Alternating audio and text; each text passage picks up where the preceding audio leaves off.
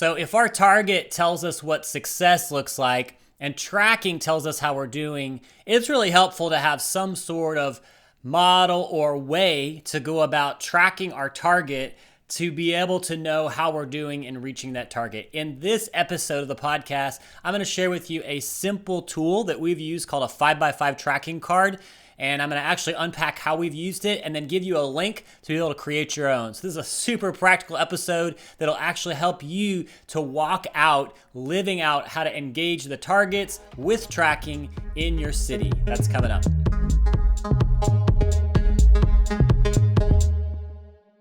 Hey there, guys. Welcome back to the H3X Podcast, where we explore the head, the heart, and the hands of the multiplying church and her leaders. In this episode, I'm going to share with you a simple tool that we use right here in New York City called the 5x5 tracking card as a way to tackle target and tracking. Now, earlier this year, we went through a series of episodes on the 5 T's that we've been learning from Will Smith and Kyle Pearson in Dallas-Fort Worth. And we've been implementing those here in New York and Dave in Oklahoma City and others in other places. But in that process, one of the things that we've done is created this wineskin or a method or a way to track our target. And we used Google. We made some Google slides, and it's been really helpful. We've actually had several people ask us about how we've done that. And so I wanted to just, in this episode, actually give you that resource. So in the show notes, there's a link to that Google slide presentation that you can actually make a copy, make your own, work your way through it, and use it in your city.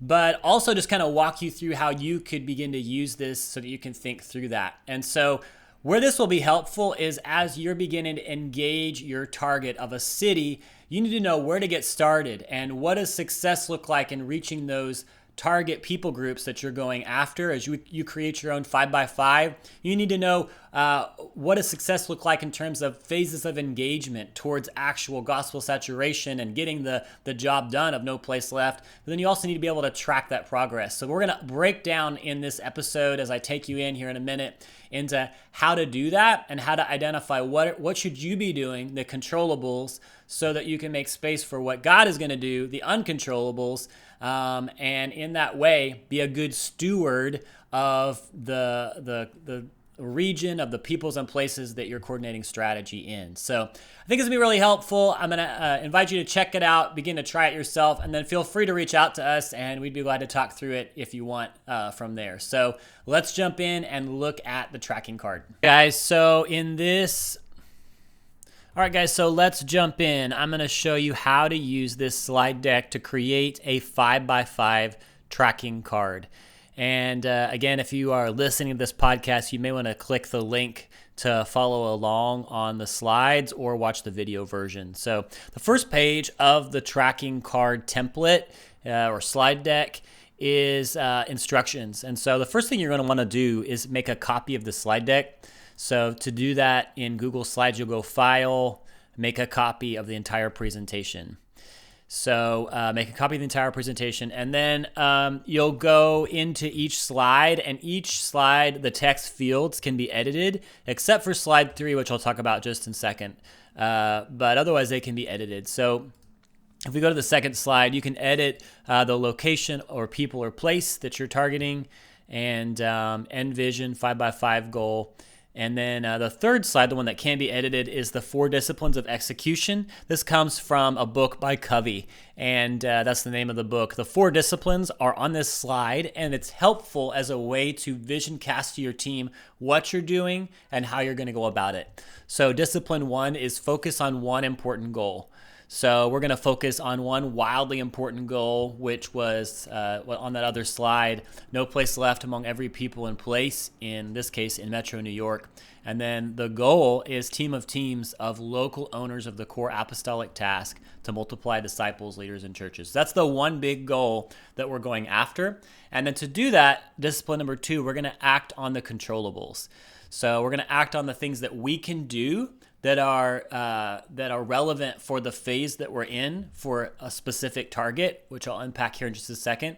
And then we're gonna expect that that's gonna impact things that are gonna be uncontrollable. We're gonna make space for God to move, essentially. So that's discipline 2, act on the controllables. Discipline 3 is keep a compelling tracking card. That's what this is. This Google slide deck is the compelling tracking card that you can reference, keep track of, and will be the place that you can see where what you're doing in the controllable columns will be impacting and making space for God to move in the uncontrollables. So that's discipline 3. And then finally, discipline 4, create a cadence of accountability. So essentially the idea is like making a plan for how often you're going to revisit this slide deck and update it and reference it as a team.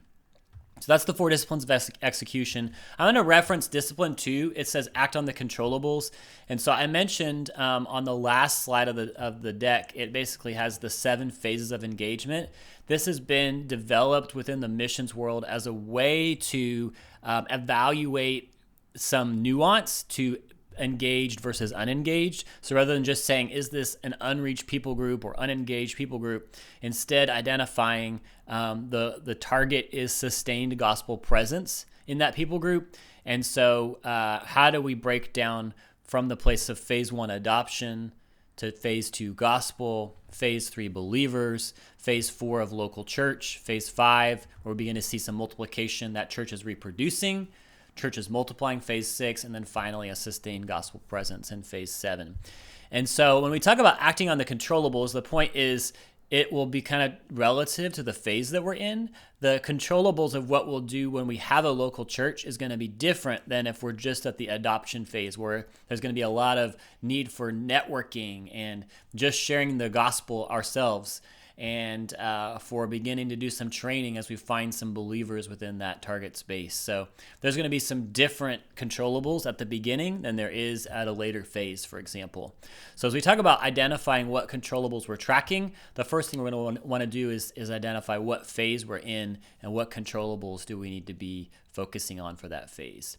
Okay, so let's dive into how to use this. So we're going to look at slide 3, and here we have the 5 places and 5 peoples. And so all of this, again, is editable. You can edit your target city here and put that in. And then on this side, we can put in a map. So what I would suggest doing is opening up Google Maps and just taking a screenshot of the city.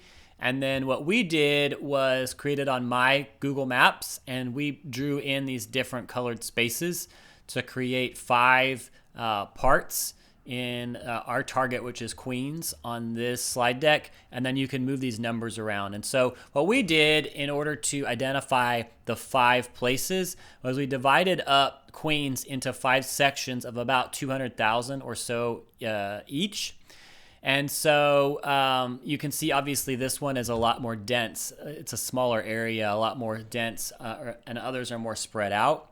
But the goal being to divide it out approximately equally around population size, and then also around travel, because it's about how do we get the gospel to every place. And so some of these are divided kind of along the highway lines. And the reason for that being that just oftentimes we just don't always see people associating or building connections across major highways on the other side easily. And so just seeing that that's kind of a barrier for the gospel to go to, meaning that we need to find a way to get the gospel to that other area. So that helps us to kind of begin to divide it out into 5 places or regions within our larger target of Queens in this case. And then 5 peoples. So we have the list of 5 peoples here, and these are editable. And so you can identify what are those 5 places for your team.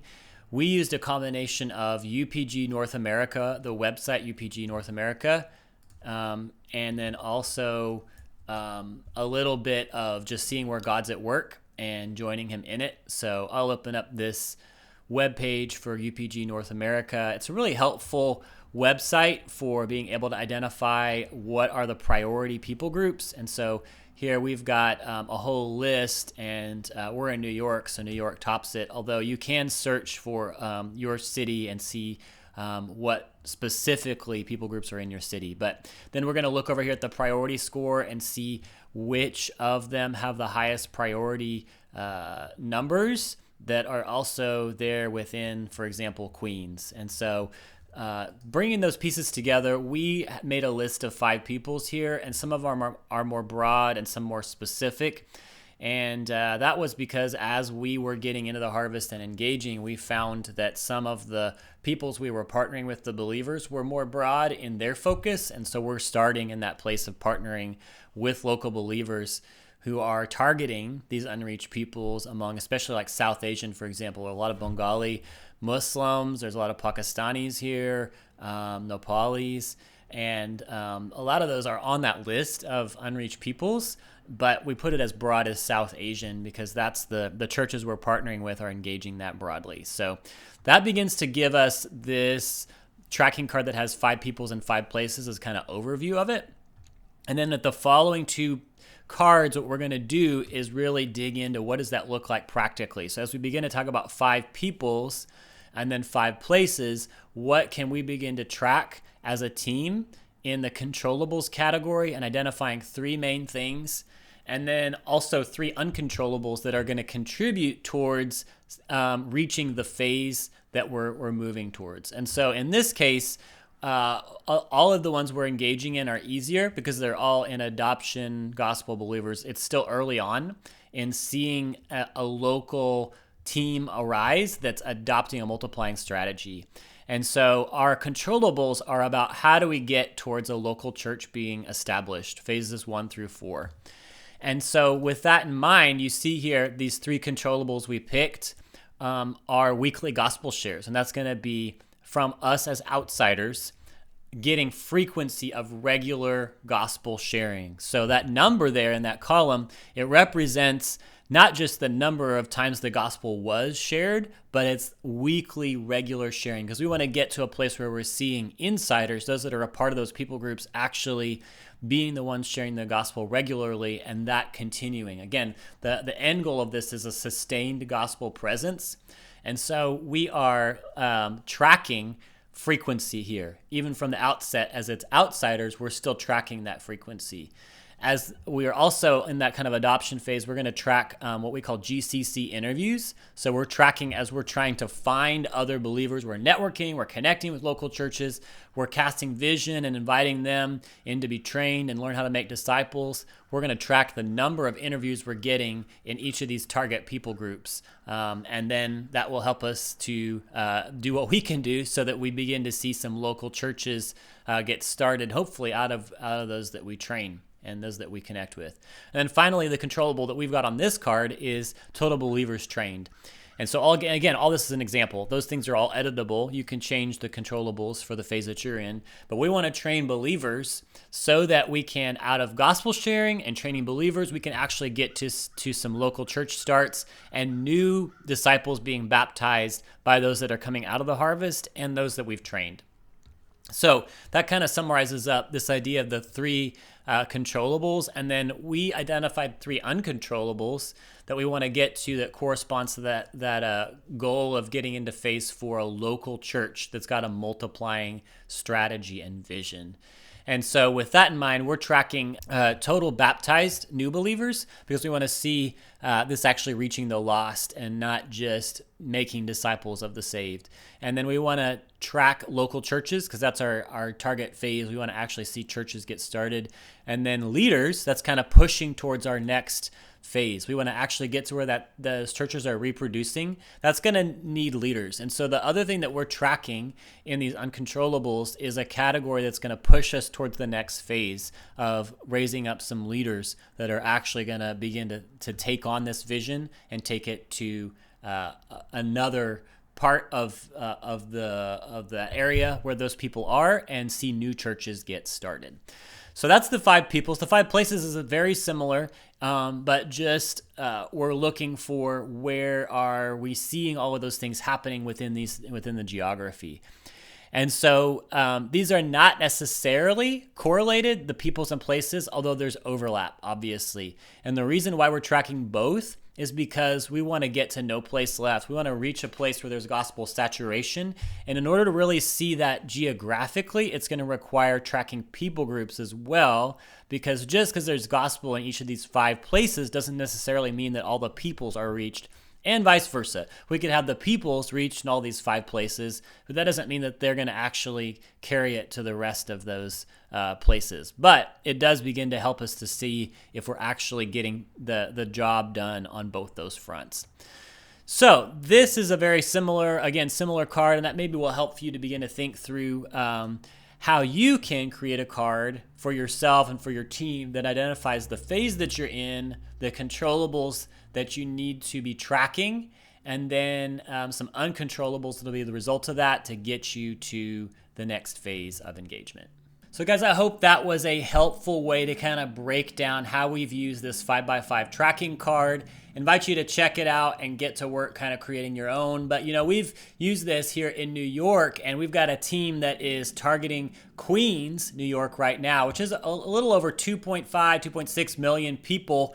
And that's a massive target. If that was a city by itself, it would be in the top 10 cities in the US. But by itself, within the larger area of New York City, that's where we've been working as a team.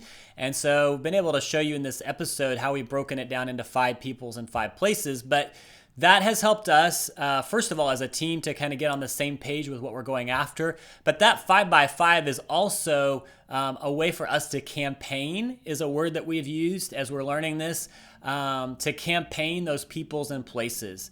And so it doesn't necessarily mean that I or anybody on our team is necessarily working every single one of those peoples and places. The point is, it's giving us a way to steward a large geography and peoples within it, and to be able to get started in engaging it. So I'm going to be doing the work personally on the ground, engaging, but then I'm also holding up the banner, so to speak, and campaigning and pushing others towards what we're doing in those 5x5, so that we might actually run into somebody as we're doing trainings, as we're out vision casting. We might run into somebody who's got a heart for Arab Muslims, for example, or for South Asian, or somebody who's already engaging in that. And then we're going to be able to connect with them and help to pass off some of the responsibility, or just coordinate with them as they're already working in that area. And then we can move on to another people and place, or shift our 5x5 to a whole other part of our city or another city itself. And so that's how we've used it here, and how I would encourage you to use it as a way to track your progress as a team, but then also as a way to campaign and to talk about where you're going next, and as you meet people, you can actually point them towards what they could be working on within the city, so that you can collaborate to reach the target together. So hopefully this is helpful to you guys. And again, if it is, or if you have any questions about it, would love to hear from you in the comments on YouTube, or send us an email. And if you have any questions, we'd be glad to talk through that. So bless you guys. We'll keep doing this together. Would love to hear how this goes, and maybe we can do an episode in the near future of just another live case study about how this is going in a city near you. So talk soon.